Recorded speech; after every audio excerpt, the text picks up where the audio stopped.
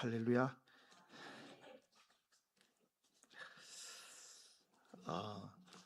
교회들마다 요즘은 좀 덜한데 그 장면들이 있습니다. 교회 장면들이 있는데 저기 상주 화북이라는 곳에 가면 그 속리산 자락에 있는 교회인데 화북교회라고 언젠가 제가 그 교회를 이렇게 이제 그게 산중에 있는 교회입니다. 여기 들어갔는데 예배가 11시인데 한 10시 반쯤 이제 들어가는데 한 10시 반쯤 도착했는데 교회 마당에 차량들이 다 가득 차 있는 겁니다. 그래서 교회 문을 들어가니까 벌써 예배 30분 전에 찬양팀이 그 앞에서 찬양을 인도하며 온 교우들이 함께 찬양을 부르는 모습이 너무너무 아름다운 장면인 겁니다. 그게 벌써 마음이 문이 열려가지고 예배를 굉장히 은혜롭게 드리고 나온 그 기억들이 있습니다. 우리 교회도 이런 은혜의 장면들이 굉장히 많은 것 같습니다. 우리가 이제 사진을 많이 찍어서 우리가 올리기도 하는데, 지난 토요일 날 이렇게 같은데 보면 우리 장로님 집사님들이 막 교회 안팎을 막 깨끗하게 청소하시는, 물로 막 청소하시고, 저 교회 식당에서는 막 음식을 준비하시는 거예요. 토요일 날 주일을 준비하는 이 주일을 준비하는 그 분주하고 그 활기 있는 모습, 그 모습이 그 장면이 너무너무 참 감동적인 장면으로 이렇게 제 눈에 비쳤습니다. 여러분 얼마나 좋습니까? 내가 깨끗하게 청소해 놓은 곳에 내가 좋아하고 사랑하는 교우들이 쾌적하게 예배드리는 이런 모습들, 그것이 얼마나 참 뿌듯하고 기분이 좋습니까? 그러니까 참 그런 감동이, 어제도 보니까 그 청소를 하시는데 아마 이제 시간대가 안 맞으니까 먼저 하는 사람들이 그 어떤 부분을 이렇게 청소를 하면 우리가 오후에 가서 이제 나머지 부분을 청소한다고 그렇게 이제 약속을 하셨던 것 같아요. 그런데 먼저 오전에 와서 청소하시던 분들이 그냥 싹 깨끗하게 다 하고 가시더라고요. 여러분 요즘 세상이 어떤 세상입니까? n분의 1 아닙니까? 다 구분져 가지고 조금이라도 안 하는 그 세상인데, 그 젊은 분들이 그냥 뭐 욕도 안 하시더라고요. 그냥 아주 싹 스피드하게 싹 깨끗하게 청소하시고, 참 너무너무 우리 교회는 참 그런 감동의 장면들이 있는 그런 교회라는 거죠. 여러분 사람도 보니까 사람이라 다 똑같은 사람이 아닌 것 같습니다. 어떤 분들을 만나면 답답했던 마음들이 속이 뻥 뚫리는 시원해지는 분들도 있고, 그냥 보기만 해도 잔잔한 웃음을 주는 분들이 있고, 또 같이 있으면 마음이 따뜻해지는 분들이 있고, 예.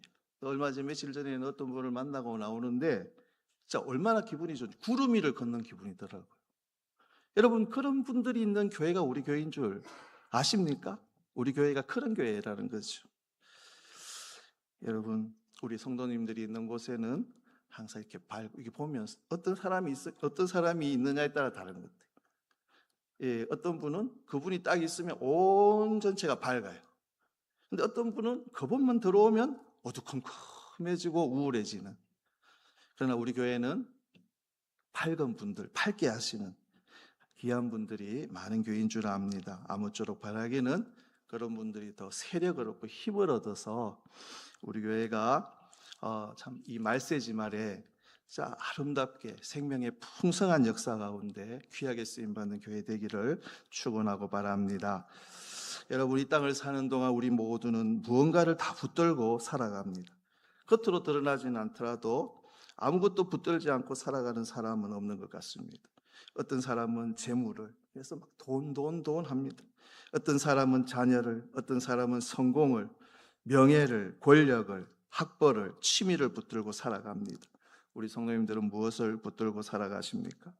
근데 이것이 우리 손에 있는 것이 중요한 이유는 우리가 무엇을 붙들고 사는가에 따라서 우리 인생의 성패가 좌우된다라는 겁니다. 헛된 것을 붙들고 살면 이 땅에서 그 삶이 아무리 보기 좋고 화려해도 하나님은 그 마지막 날에 그 인생을 실패라고 선언하신다라는 겁니다. 우리가 마지막 그 심판의 날 하나님 앞에 섰는데 하나님께서 한탄을 하시면서 야, 이 바보야, 내가 너를 구원했고 참 많은 걸 주었는데 너는 참 헛된 삶을 살았구나. 그런 평가를 받는다면 우리의 인생이 얼마나 허무하겠습니까? 우리는 과연 이 땅을 살면서 무엇을 붙들고 살아야 하는지 하나님께서 오늘 사도 바울을 통해서 알려주신 우리가 꼭 붙들어야 될 세 가지 말씀을 전하고자 합니다. 구원받은 우리가 반드시 붙들어야 할 것, 우리 명성 공동체가 주님 다시 오시는 그날까지 꼭 붙들어야 할 그 첫 번째는 하나님께서 이렇게 말씀하시는데 생명의 말씀을 붙들라는 겁니다. 오늘 우리가 함께 읽은 디모데후서의 본문은 바울 사도의 그 인생에 있어서 마지막에 쓴 말씀입니다. 그는 자신의 그 인생 마지막에 사랑하는 영적인 아들 디모데에게 이렇게 명령을 합니다. 부탁이 아닙니다. 명령합니다. 하나님 앞과 살아있는 자와 죽은 자를 심판하실 그리스도 예수 앞에서 그가 나타나실 것과 그의 나라를 두고 엄히 명하노니, 얼마나 강조를 하는지 자기가 표현할 수 있는 모든 것을 동원해서 강조합니다. 무엇을 강조합니까? 2절에 너는 말씀을 전파하라. 때를 얻든지 못 얻든지 항상 힘써라. 이것이 어찌 이 디모데에게만 해당되는 말씀이겠습니까? 만일 이것이 디모데에게만 해당이 된다면 하나님은 성경에서 이 말씀을 기록하지 않으셨을 겁니다. 우리를 향한, 우리 모두를 향한 명령인 줄 압니다. 하나님과 예수 그리스도의 그분의 재림과 그분의 나라를 걸고 명령한 것은 딱 하나, 그것은 바로 말씀을 전파하라는 겁니다. 말씀을 전파하라. 하나님의 말씀 우리가 전파해야 될 줄로 믿습니다. 여러분, 그것이 우리가 입으로 전파해야 되지만 내 삶으로 그것을 살아갈 때 그 말씀이 전파되는 줄 믿습니다. 교회에 보면 안타까운 게 교회 안에 있다고 이게 말씀을 다 이게 전파하는 게 아니더라고요. 말씀을 붙들고 우리가 살아가야 되는데, 여러분, 말씀 우리가 붙들지 않고 살아갈 때가 참 얼마나 많습니까? 우리가 이 땅을 살면서 왜 말씀을 반드시 붙들어야 하겠습니까? 그 이유는 하나님께서 우리를 향한 모든 축복, 이 말씀 안에 다 기록해 놓으셨기 때문입니다. 그래서 요한은 태초에 말씀이 계셨다고 표현합니다. 그리고 그 말씀이 이 천지를 지으셨고 천지를 지으신 그 성자 하나님이 말씀으로 우리에게 오셨다고 묘사하고 있는 겁니다. 한번 생각해 보면 이 말씀이 없었다면, 만일에 이 말씀이 없었다면 우리가 어떻게 하나님을 알 수 있었겠습니까? 이 땅을 하나님께서 창조하신 사실을 어떻게 알 수 있겠습니까? 이 땅을 지으신 그분의 이름이 여호와 하나님이심을 우리가 무슨 수로 알 수 있겠습니까? 2000년 전 유대 땅에 그 십자가에서 돌아가신 그분이 예수님임을 우리가 어떻게 알 수 있었겠습니까? 그분이 십자가에서 죽으신 이유가 바로 내가 달려야 할 그 자리에 내가 지은 그 죄 때문에 내 대신 달려 돌아가셨다고 하는 사실을 어떻게 알 수 있겠습니까? 내가 예수님을 믿는 순간 모든 죄가 사라지고 죽었던 내 영이 다시 살아나며 영생을 얻게 된다는 이 놀라운 복음을 우리가 어떻게 알 수 있었겠습니까? 이 땅에서의 죽음이 끝이 아니고 죽음 이후에 영원한 나라에서 주님이 부활하셨던 그 영화로운 몸을 입고 우리도 하나님과 더불어 영원히 산다고 하는 이 놀라운 기쁜 소식을 우리가 어떻게 알 수 있겠습니까?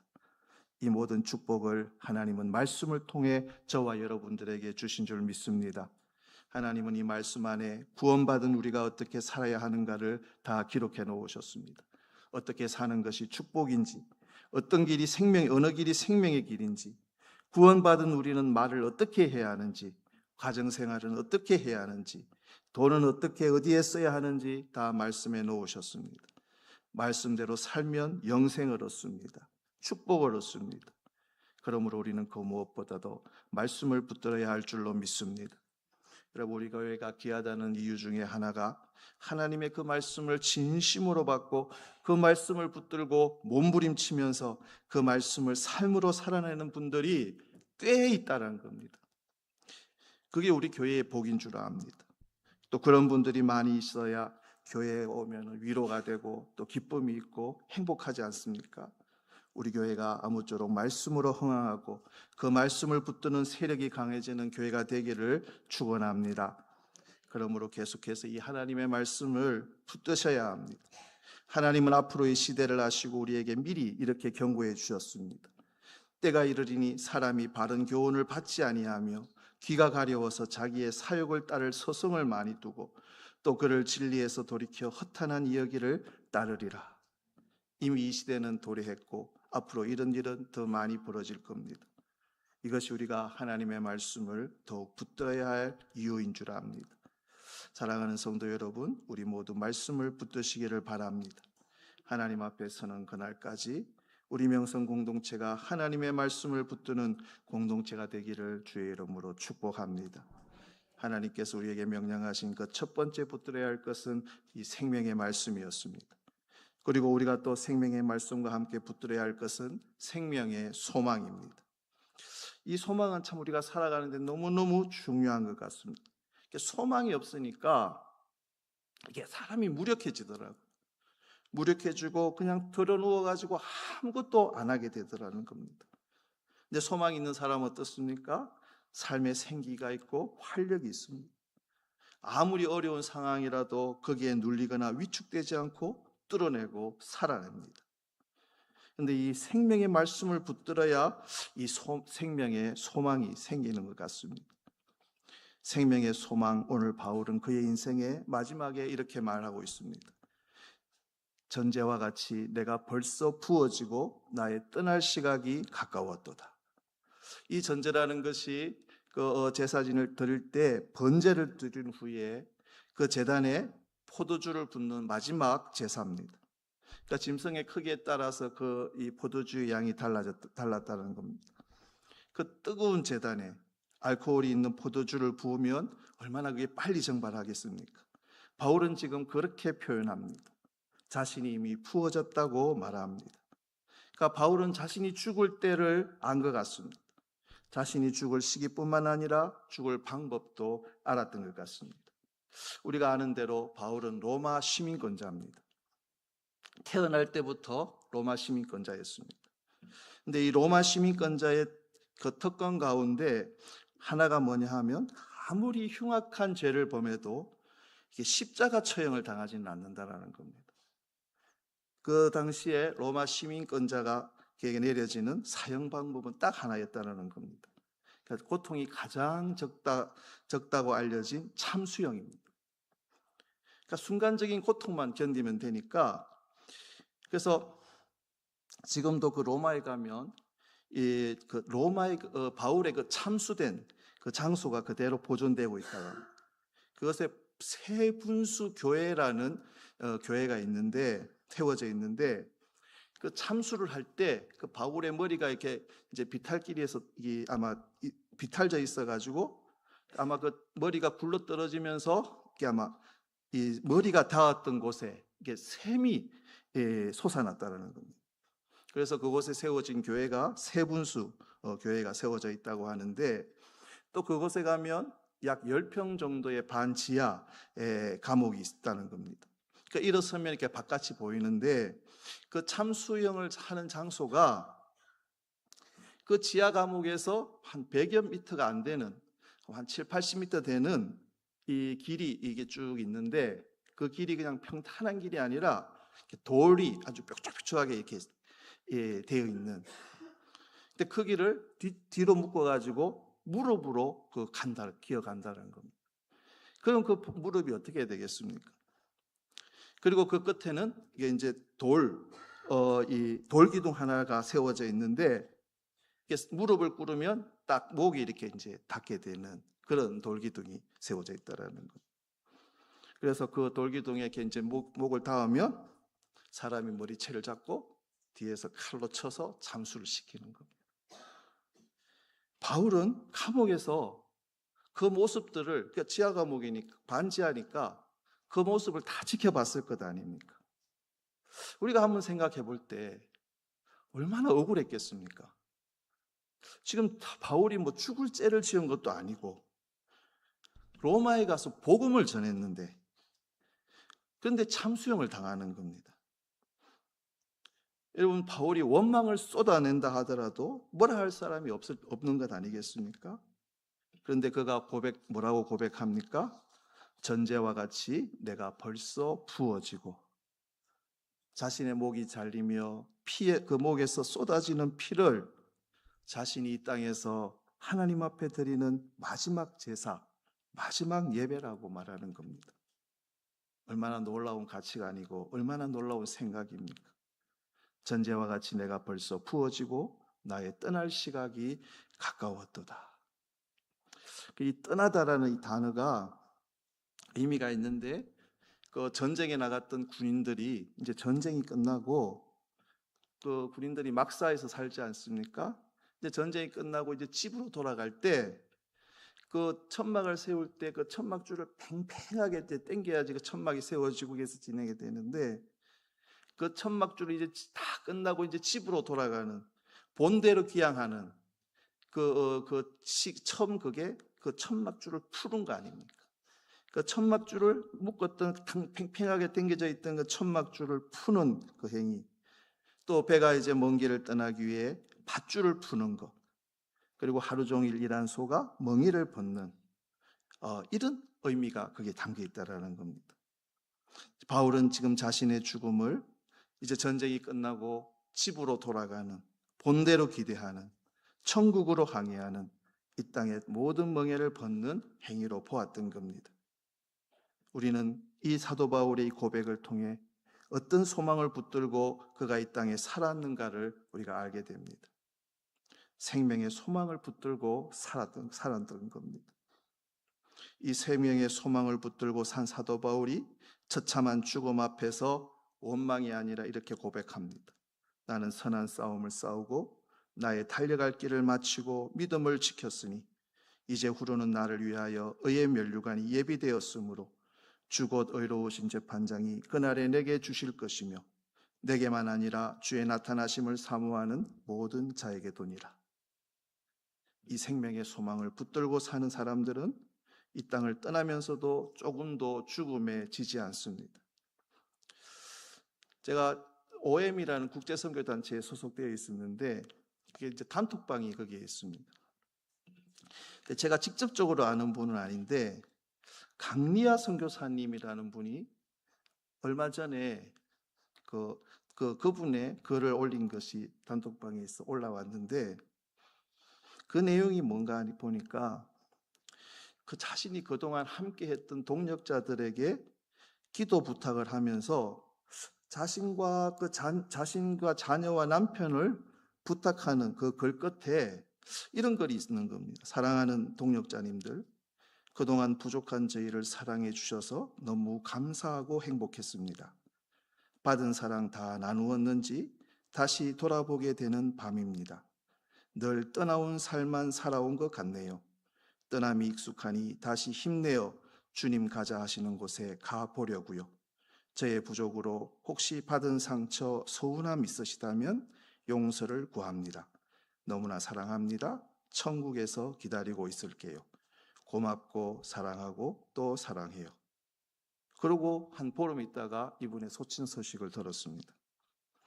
생명의 소망을 붙들고 오히려 찬양하며, 아마 어린 딸아이가 있었는 것 같습니다. 어린 자녀를 남겨놓고 떠나는 그 마음이 어땠겠습니까? 그런데 찬양하며 감사하며 떠났습니다. 성도 여러분, 우리에게 주어진 생에 이 생명의 소망을 붙들고 사시기를 바랍니다. 우리 주님이 소망이십니다. 그분의 나라가 우리의 소망입니다. 이 땅의 화려함이 아니라 그날에 우리 주님이 내게 주실 그 면류관이 우리의 소망입니다. 이 소망 붙들고 사시는 우리 명성 공동체 되시기를 주의 이름으로 축복합니다. 마지막으로 우리가 붙들어야 할 것이 있는데, 생명의 관계입니다. 우리는 이 땅에서 수많은 관계를 맺고 살아갑니다. 그중 가장 중요한 관계를 꼽으라면 아마도 가족일 겁니다. 성경 역시 가정의 소중함을 강조하고 있습니다. 근데 이 관계를 이 땅만이 아니라 천국으로 확대한다 하면 우리에게 있어서 가장 중요한 관계는 바로 그리스도의 몸의 지체가 된 교회, 구원받은 우리 성도들 옆에 앉은 형제 자매와의 관계일 겁니다. 왜냐하면 가족 관계는 이 땅에서 다 끝이 나지만 구원받은 형제 자매의 관계는 저 천국까지 영원히 이어지기 때문입니다. 이것이 성경이 말하는 교회의 의미입니다. 그래서 하나님은 사도 바울을 통해서 마지막으로 이 생명의 관계를 붙들라고 우리들에게 명령하십니다. 사도 바울이 이 땅에서 남긴 말 가운데 가장 많이 사용한 단어가 있습니다. 그 남긴 말은 다름 아니라 인사였습니다. 문안하라. 누구누구의 집에 문안하라. 누구누구에게 문안하라. 무슨 이야기입니까? 바울은 그리스도 안에서 형제자매에게 한 인사입니다. 다른 말로 하면 이 생명의 관계를 강조하는 겁니다. 근데 바울은 또 이 생명의 관계를 이야기하면서 아픈 관계를 우리들에게 언급합니다. 9절에 보니까 너는 어서 속히 내게 오라. 데마는 이 세상을 사랑하여 나를 버리고 데살로니가로 가고. 우리가 이 땅을 살아가면서 이렇게 깨어진 관계 참 경험하지 않으면 얼마나 좋겠습니까? 근데 그런 인생은 없는 것 같습니다. 우리는 이 땅을 살아가면서 이 깨어진 관계로 인해서 신음하고 고통스러워합니다. 교회 안에서조차도 그런 일들이 비일비재하게 일어나고 있습니다. 16절을 보니까 내가 처음 변명할 때에 나와 함께한 자가 하나도 없고 다 나를 버렸으나 그들에게 허물을 돌리지 않기를 원하노라. 우리의 약함으로 깨어진 관계를 우리가 경험할 때 우리는 참 고통스럽습니다. 그러나 바울은 인생의 마지막에 깨어진 관계만 이야기한 것이 아니고 회복의 관계에 대해서도 이야기합니다. 11절에 보니까 네가 올 때에 마가를 데려오라. 그가 나의 일에 유익하니라. 마가가 누군지는 우리가 익히 알고 있습니다. 1차 선교여행을 갔는데 갈 때 이 바울을 따라갔습니다. 그러니까 너무 힘드니까 중도에 이 마가가 하차하고 맙니다. 그리고 시간이 지나서 2차 선교여행을 이제 가려고 나서는데 마가가 딱 나와 있는 겁니다. 그러니까 사도 바울도 보면 이 성격이 보통이 아닌 사람 아닙니까? 아마 마가를 보자마자 너는 안 돼 그랬을 겁니다. 그런데 이 바나바는 데려가자 그러고 안 된다 그러고 그렇게 옥신각신하다가 그 당시에 그 위대한 지도자들이 따로따로 헤어져 가지고 각각 다른 곳으로 선교 여행을 떠나게 됩니다. 그러니까 그 갈등이 얼마나 심각했으면 지금 성경에 기록되어서 지금까지 회자되겠습니까? 그런데 우리가 한번 마가의 마음을 보면 그러니까 자신으로 이게 말미암아서 그렇게 사이가 좋았던 그 두 지도자가 갈라서게 된 겁니다. 이 마가에게 있어서 얼마나 큰 마음의 부담과 아픔을 가지고 살았겠습니까? 그런데 사도 바울은 인생의 마지막에 이렇게 이야기합니다. 마가를 데려오라. 그가 나의 일에 유익하니라. 여러분, 이것이 우리의 모습이어야 할 줄 압니다. 우리는 연약해서 신앙생활 하다가 관계가 깨어질 수 있습니다. 그러나 그대로 끝내서는 안 되겠다라는 겁니다. 회복해야 합니다. 왜입니까? 우리는 영원히 천국에서 함께 지낼 생명의 관계를 가진 자들이니까. 여러분, 우리 이 땅에서 영원히 살지 않고 언젠가는 이 땅을 떠나게 되는데 보내고 보니까 냉정하게 했던 말, 그냥 막 아프라고 확 찔렀던 말, 그런 것들이 이게 죄책감으로 다 남게 되더라고요. 여러분, 우리는 언젠가 이 땅을 떠나야 될 사람들이기에 여러분 떠나기 전에 해결해야 될 거 여러분 기회가 있을 때, 그런데 그 기회가 보장되어 있지 않더라고요. 찝찝한 거 있으면 우리가 다 해결하는 우리 성도님들의 여러분, 우리가 말씀을 붙든다는 게 뭡니까? 예? 오른편 맞으면 얼마나 그 왼편 되기가 얼마나 어렵습니까? 근데 그 말씀을 붙든다는 것은 그 말씀에 붙들려서 왼편을 갖다 대야 되는 것이 우리의 신앙의 생활입니다.